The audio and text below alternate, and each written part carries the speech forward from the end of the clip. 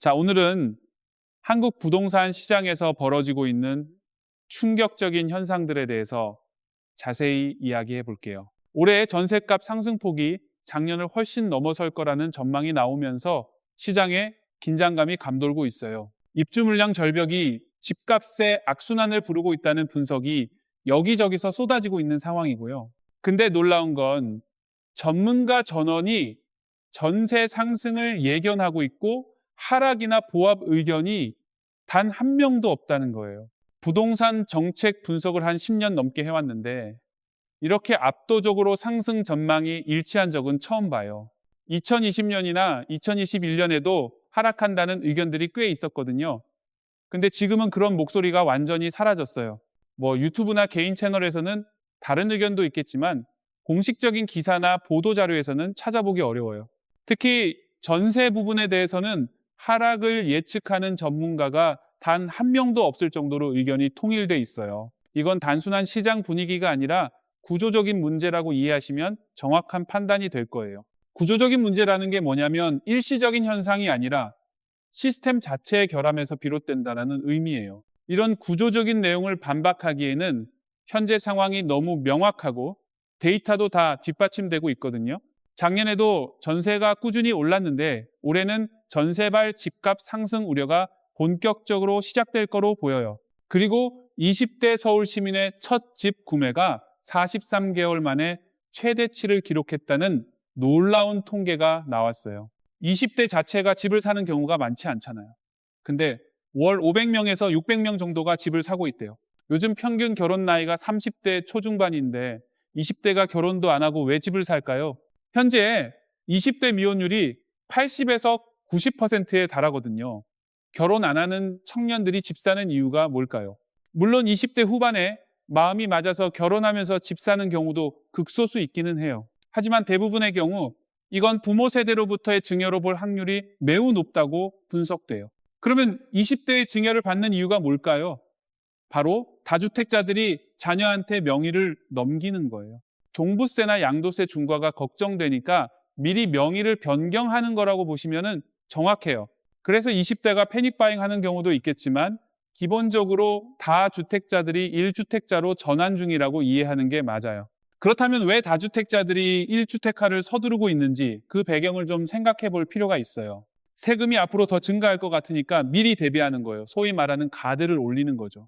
이렇게 시장 참여자들이 미리 대비하고 있기 때문에 정부 정책이 쉽게 먹히지 않을 거로 예상돼요. 실제로 13억 하던 아파트가 2달 만에 15억이 됐다는 소식에 서민들 한숨이 깊어지고 있어요. 12,000가구 대단지의 전세 매물이 270개밖에 없다는 충격적인 현실이 보도되고 있거든요. 1년 전이랑 비교해서 전세 물량이 약 30% 정도 급격하게 줄어든 거로 나타났어요. 전세가 줄면 그만큼 월세가 늘거나 매매로 전환해야 하는데 어느 쪽도 쉽지 않은 상황이에요. 현재 임차인들한테는 어느 방향으로 봐도 좋은 상황이라고 볼 만한 게 전혀 없어요. 소리 없는 불장이라는 표현이 나올 정도로 거래량이 반토막 났지만 서울 아파트에 압력이 쌓이고 있어요. 지금 가장 큰 착시 현상 중 하나가 뭐냐면 토지거래허가구역 지정으로 인한 거래 지연 효과예요. 토지거래허가제가 시행된 지 약 2~3달이 지났는데 이 기간 동안 거래가 뒤로 밀리는 현상이 발생했어요. 허가 받으려면 약 3주가 걸리고 정책 발표 직후 관망하려던 사람들도 분명히 있었을 거예요.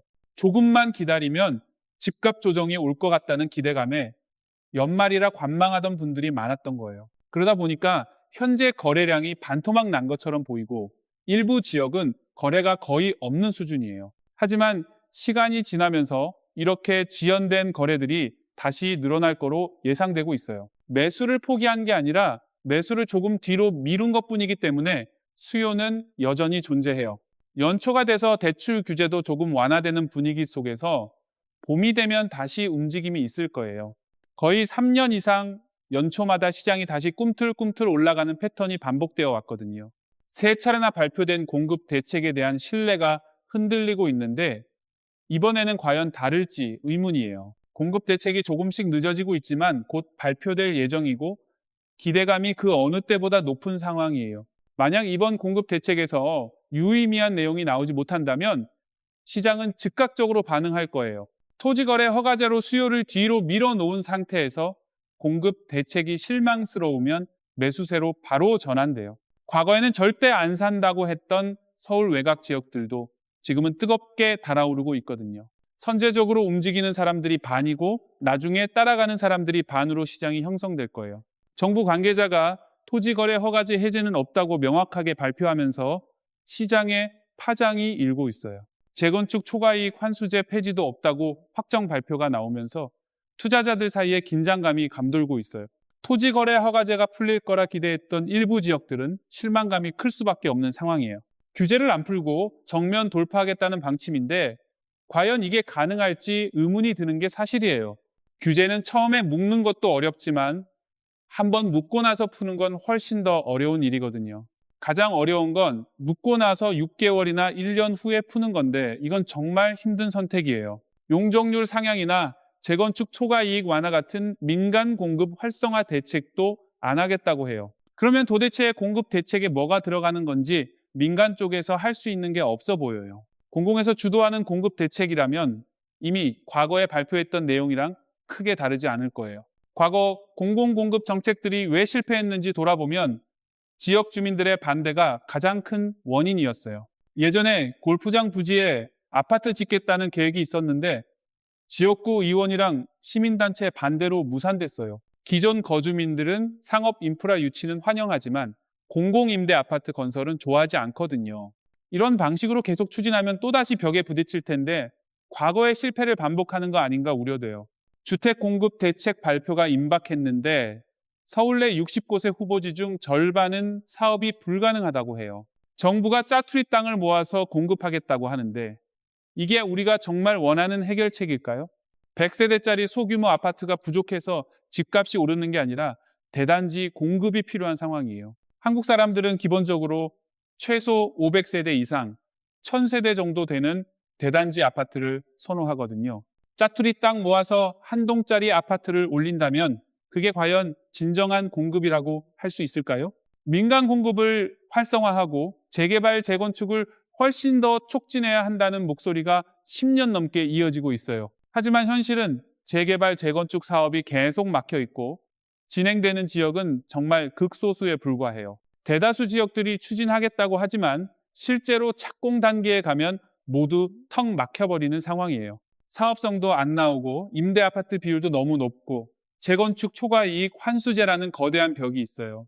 이런 여러 장애물들이 산적해 있는데 정부가 또 규제를 안 풀겠다고 하니까 답답한 상황이에요. 서울 아파트들이 계속 낡아가고 있는데 서울은 생각보다 매우 오래된 도시라는 걸 아셔야 해요. 주요 광역시들 중에서도 서울은 상당히 늙은 도시에 속하고 건물들 대부분이 노후화돼 있어요. 30년 넘은 주택이 전체의 40에서 50%에 가까울 정도로 엄청나게 낡은 도시예요.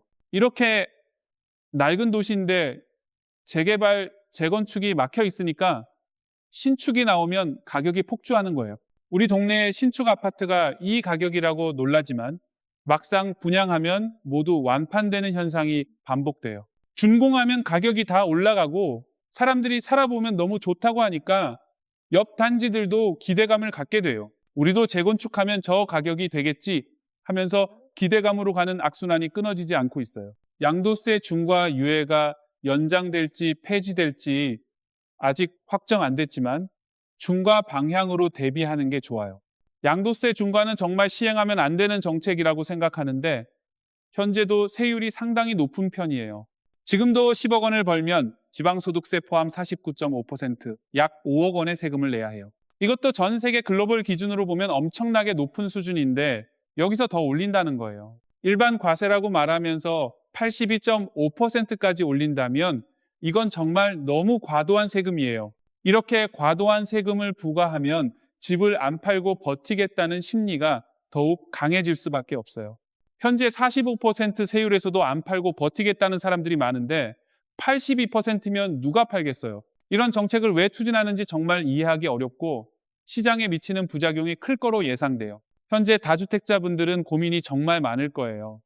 양도세 때문에 안 팔면 그만이라고 생각하기 쉽거든요. 하지만 그래도 팔아야 한다고 생각하는 이유는 양도세가 아니라 바로 보유세 때문이에요. 양도세로 출구를 막아놓고 보유세를 올리면 다주택자들은 정말 진퇴양난에 빠지게 돼요. 과거 정부에서 취득세 12%, 보유세 5%, 양도세 82%를 동시에 적용했거든요. 살 때 세금 엄청 내고, 가지고 있으면 세금 엄청 내고, 팔 때도 세금 엄청 내는 삼중고였어요.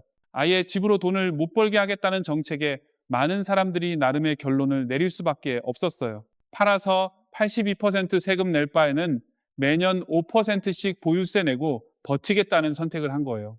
하지만 버티다 결국 못 버틴 분들이 경매당하거나 급매로 집을 던지는 일들이 발생했어요. 그런 경험을 다시 하기 힘들다는 분들이 증여를 하거나 특정 시점 전에 매도를 결정하고 있어요. 소위 말하는 심리학자 매물이 나오면 그때가 바로 매수 타이밍이라고 생각하는 사람들도 있어요. 일부 지역에서 토지 거래 허가구역 지정 이후 거래가 117%나 급증하는 현상이 나타났어요. 지금 시장 상황이 심상치 않아서 사긴 사야 될 것 같은데 가진 돈은 한정돼 있는 상황이에요. 대출도 잘 안 나오는 상황에서 뭔가 사야 한다면 어디가 눈에 들어올까요? 서울 외곽 지역들이 눈에 들어와요. 내 현금으로 대출 받으면 살 수 있는 곳들이 보이기 시작해요. 그곳에 가서 살고 싶지는 않더라도 사긴 사야 된다면 현금으로 살 수 있는 곳을 선택하게 돼요. 그러다 보니까 갑자기 서울 외곽 지역으로 매수세가 크게 몰리는 현상이 발생하고 있어요. 중도금 없이 계약하자는 제안이 늘고 있는데 집값 오르면 계약 파기하려는 꼼수일 가능성이 높아요. 지금 시장이 매도자 절대 우위 시장이 돼버렸고 이런 현상이 나타나는 동네가 상당히 많아요. 매도자들이 일부러 계약금을 적게 받거나 500만 원, 1000만 원만 받는 경우도 나타나고 있어요. 집값이 20억 원인데 계약금을 1000만 원만 받는다는 건 나중에 계약을 깨겠다는 의도예요. 이럴 때 집 사기가 정말 힘들어지는데 매도자 절대 우위 시장에서는 기다린다고 답이 안 나와요. 일종의 패닉장이 형성되면 매도자들은 일부러 계약을 질질 끌면서 더 좋은 조건을 찾아요. 계약금도 조금만 받고 잔금도 계속 뒤로 미루고 계약 자체도 3주씩 미뤄놓는 전략을 써요. 그리고 나서 더 비싸게 살 사람을 찾아서 일종의 경매를 돌리듯이 매수자들을 경쟁시키는 거예요. 이런 일들이 가능한 이유는 토지거래 허가제랑 대출 규제로 기본적으로 매물이 너무 적기 때문이에요. 선택지가 사든지 전세 살든지 둘 중 하나인데 전세 사는 것도 답이 안 나오는 상황이에요. 결국 울며 겨자 먹기로 비싼 가격에 사게 되고 매도자들은 더욱 버티기에 들어가게 돼요. 매도자들이 너무 나쁘다고 말하지만 이 3년 전에는 임차인들이 임대인들한테 똑같이 했어요. 전세금 빼달라, 이사비 달라, 역전세 나면 어떡할 거냐며 소송까지 걸었던 일들이 있었거든요. 기본적으로 매도자, 매수자, 임대인, 임차인 사이에 선악이라는 개념은 존재하지 않아요.